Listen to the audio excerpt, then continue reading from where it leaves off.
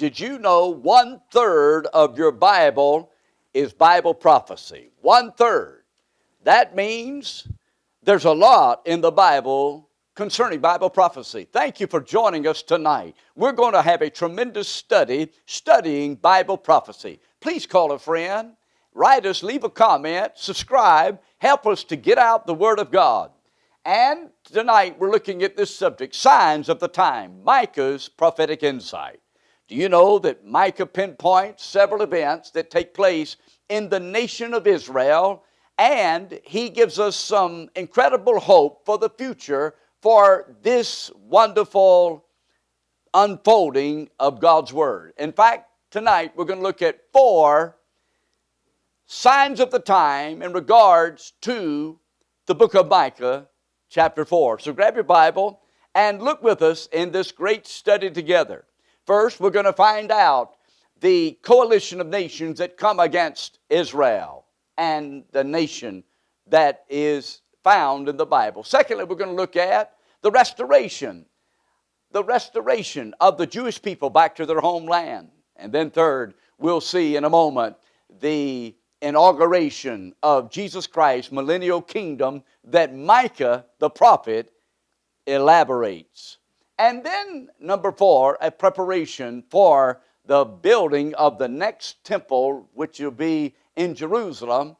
And even further than that, the temple which is called Messiah's temple, or the temple otherwise known as Ezekiel's temple. Number 1, a coalition of nations that will form against the nation of Israel. Take a look in the book of Micah chapter 4. Remember, Micah is a minor prophet and a contemporary of Isaiah, writing primarily to the southern kingdom of Judah. And yet the Lord, remember now, allows the prophets of old to look beyond the then and there and to see the prophecies that would relate to Israel, not the church at that time.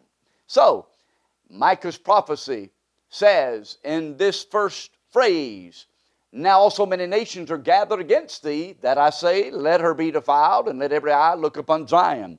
But they know not the thoughts of the Lord, neither understand they his counsel, for he shall gather them as the sheaves into the floor. Arise and thresh, O daughter of Zion," and this is Jerusalem, Israel, "for I will make thee thine horn iron, and I will make thy hooves brass, and thou shalt beat in pieces many people, and I will consecrate their gain unto the Lord, and their substance unto the Lord of the whole earth." What is he talking about? He's talking about these enemies of Israel. Right now in the news, in fact, we're seeing that the Taliban has overtaken Afghanistan. We're seeing these balloons that are causing fires to be ignited into Israel from Hamas of Gaza.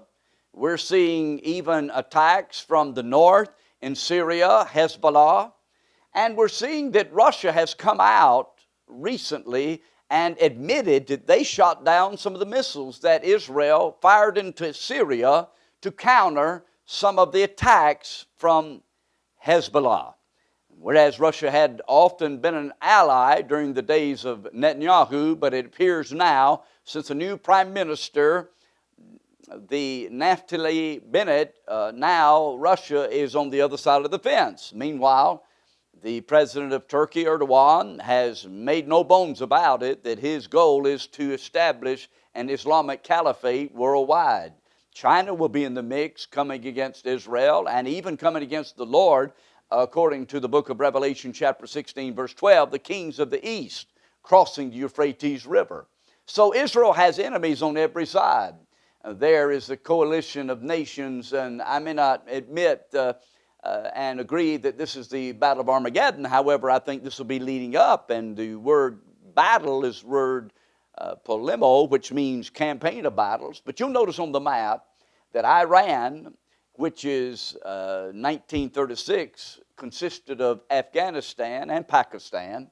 Iran, otherwise known as Persia, along with Russia, Turkey, and other countries, even as Psalm 83 describes these nations that will attack Israel. For example, in Psalm 83, we're told the Ishmaelites, which would be Saudi Arabia, and then the Tyre and up in Lebanon would be considered enemies of Israel, along, as I mentioned to you, with Syria and even in Jordan and other places, these enemies of Israel. Micah pinpointed it. The coalition of nations that have come against Israel, and this is not only happening today, but it will happen more so in the future as the Word of God predicts. And by the way, it has been fulfilled in the past, and it's going to be fulfilled in the future.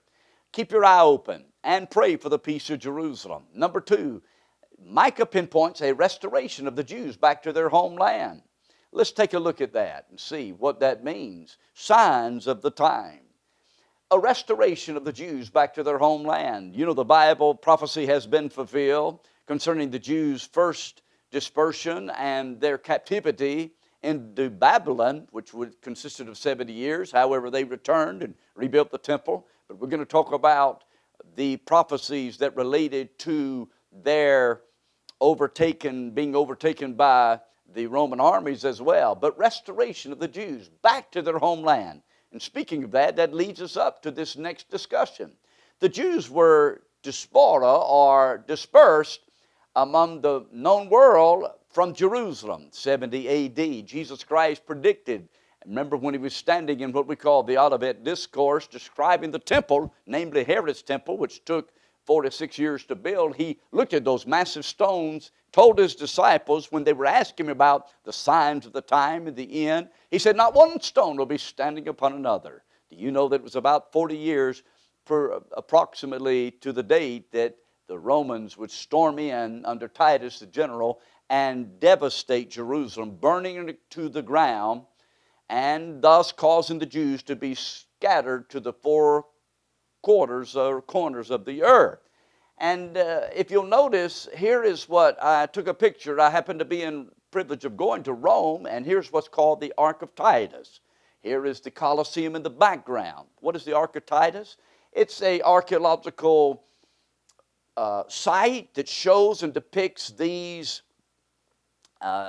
people taking away the menorah, and some suggest 50 tons of gold, which many believe they took back to Rome to build the Colosseum, the theater, and much of Rome from these treasures. So the Jews had been scattered from their land. And this is what the Lord is saying here in the book of Micah. In that day, saith the Lord, will I assemble her that halteth, and I will gather her that is driven out, and her that I have afflicted. And I will make her that halteth a remnant, and her that was cast far off a strong nation.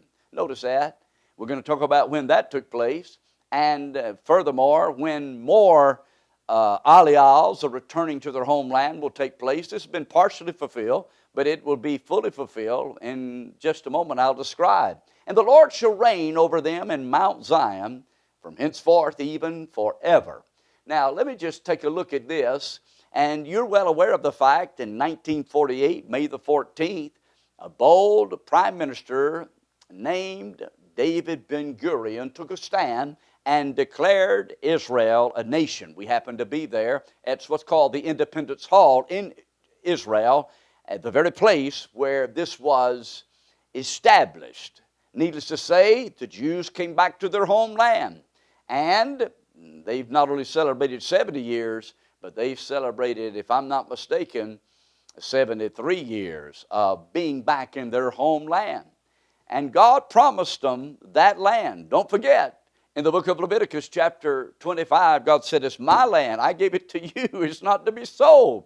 You know, we talk about a 2-state, 3-state, and new state solution. But the Lord gave them that land. We happened to be traveling in Israel, and we went to the southern part, which is called Negev Desert. Here is the home of this Prime Minister David Ben-Gurion, the first Prime Minister of Israel. Look at his desk. I really appreciated the books on his desk, and his desk is a little bit neater than mine, but nonetheless, I took this picture when I was in his home, and here's a picture of David Ben-Gurion. Next, we traveled to the place where he was buried. Do you notice the rocks on this particular tomb? They do that in Israel. likened unto our flowers, they put rocks, and there's much tradition about that. I just thought that was very significant.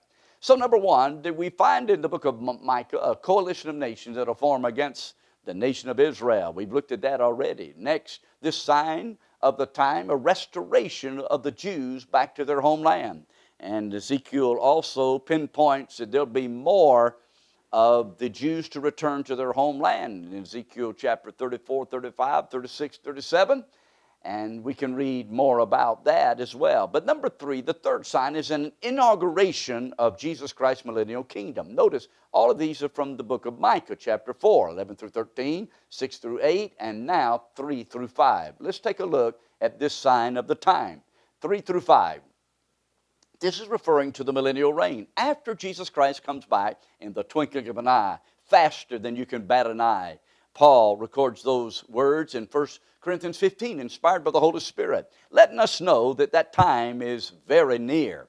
Our citizenship is in heaven, where we eagerly await the return of the Lord Jesus, who shall transform the body of our state into the conformity of his body. And that is in Philippians 3, verse 20 and 21.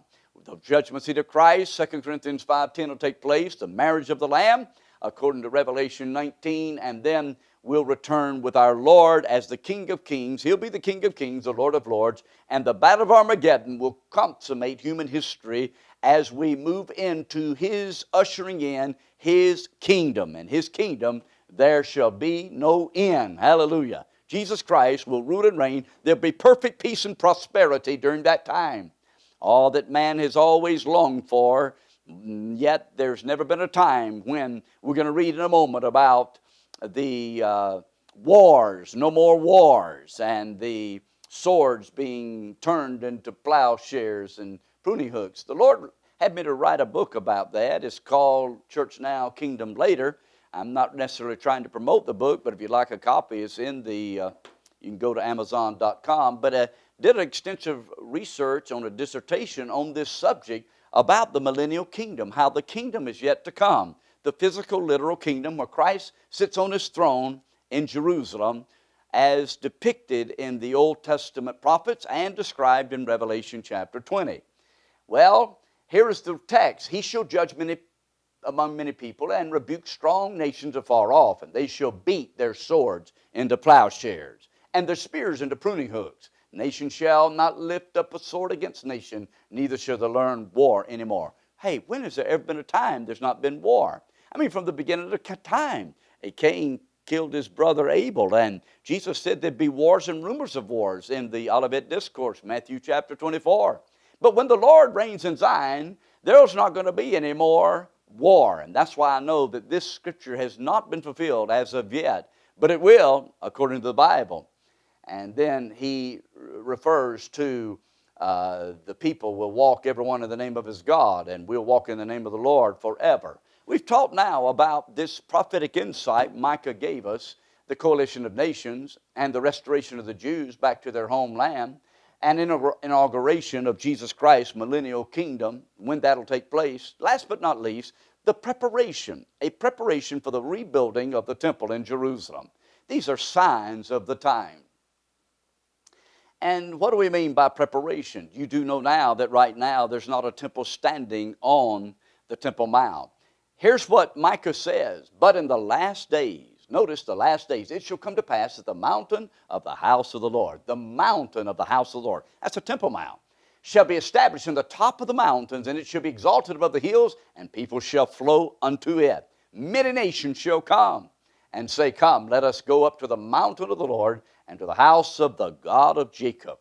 And he will teach us of his ways, and we will walk in his paths, for the law shall go forth of Zion, and the word of the Lord from Jerusalem. I stood right there in front of this Temple Mount. You'll notice the gold dome of the rock in the background. This has been a place of a power structure and a power struggle. In fact, Zechariah chapter 12, verse 2 says that it would be a cup of trembling, and that is a apocalyptic literature phrase that indicates there is an intoxication of power of controlling the Temple Mount. Right now, the Waqf, for example, in the Jordanian government controls, and the mosque on the Temple Mount, which is a Al-Aqsa Mosque, the Muslims claim that that's their and habitation. That's their place, the third place holiest place in the world besides Mecca and Medina. However, the Bible teaches that Christ Jesus will come in power. Where he left on the Mount of Olives, he'll come back and bring back his glory, walk through the eastern gates, build his temple, which is called Messiah's temple, and rule and reign for 1,000 years in his kingdom. There shall be no end. Keep in mind, right now, preparations are being made for a temple to be built right there, otherwise known as the Antichrist will inhabit that temple. I know that because Paul referenced that in 2 Thessalonians 2:4. He'll sit in the temple of God, showing himself that he is God. And yet, the Messiah's temple described in Ezekiel chapter 40 through chapter 47 will be established. Zechariah 6:12 declares Jesus will rule and reign in Zion forever and forever. Isn't this absolutely amazing? Micah's prophecy. I want to ask you right now, what is it that you need right now? Is it a real relationship with the God of the Bible? Maybe you've read the Bible, maybe you've not. Maybe you've heard people read the Bible. I want to encourage you and challenge you. Check out the Bible prophecy, the accuracy of the Word of God. How Jesus Christ, even Micah predicted he would be born in Bethlehem, chapter 5, verse 2. And yet it was fulfilled in Matthew chapter 2 and verse 1. So I'm saying this, you can trust the God of the Bible, whatever you're going through. Meanwhile, America has been an ally of Israel, and I'm praying for our nation. Let's pray together now that we'll not vacillate, and rather we'll be blessed because we'll be a blessing to them. But if you're not a Christian, that's the greatest need you have right now, is to ask Jesus to forgive you of your sins. We call that repent. Turn from your sin, turn to Jesus, trust in him, and he'll save you. For whosoever shall call upon the name of the Lord shall be saved. If you confess with your mouth Jesus Christ as Lord, believe in your heart that God raised him from the dead, you can be saved. With the heart man believes unto righteousness, with the mouth confession is made unto salvation. Let's pray right now, and I want to ask God to bless you as we study the Word of God together. Prepare and seize the opportunities while we're here on the earth. Father, in the name of Jesus, thank you that you are true to your Word and you're trustworthy. And while things are changing and while there's so much happening right now in our world and our families that we can't control, we thank you that you're in control, that your word is being fulfilled, and you will come again. We look forward to seeing you. I pray for lives to be changed right now, blessings on those listening, and we'll look forward to seeing you one day. But until then, help us to be faithful to your calling and your gifting. All for your glory, we pray now. In Jesus' name, amen. God bless you for joining us, and look forward to coming back again as we study the Word of God.